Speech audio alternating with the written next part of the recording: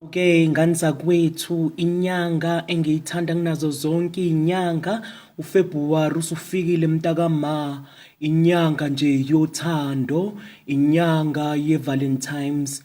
Ngithi nje angizokhuluma into ezimbalwa ingane zakwethu kule nyanga engijabulisa kangaka. Okokuqala nje mntakama, ngicela umuntu angangigoqi mina athi nje yena akayi-celebrate i-Valentines. Umuntu eganga ngami angitshena ukuthi hhayi uthando kufanele ulukhombise unyaka wonke, ungazolukhombisa ngalolu suku olulodwa. Hhayi bo, musa ukudlala ngami wena.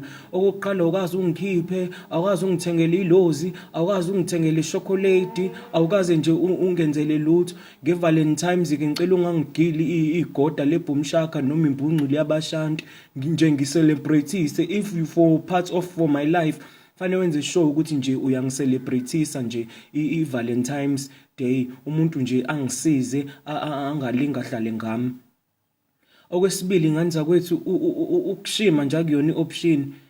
Zama ngayo yonke indlela ukuthi uthole umuntu mntakama before kushaya umhla ka-14 ngoba uzoshibha eSouth Africa.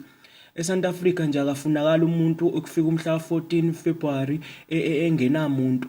Ku-wrong nje lokho mntakama, futhi uyobhadla nje ejele isikhathi eside sokuthi nje wena uhluleke ukuthola umuntu before kube i-Valentines.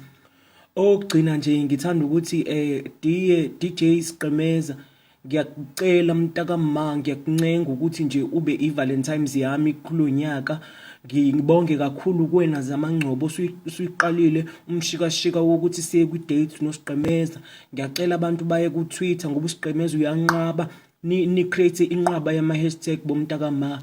Hashtag Sipho say yes, hashtag Sipho kasengiseyi, hashtag yonke i-hashtag ezodala ukuthi lo muntu engifuna bengakumina agcine ngakumina ingane zakwethu. Siqemeza, ngicela uwazi ukuthi I'm gonna take care for you on that day. I'm gonna make you for happy forever and ever and ever.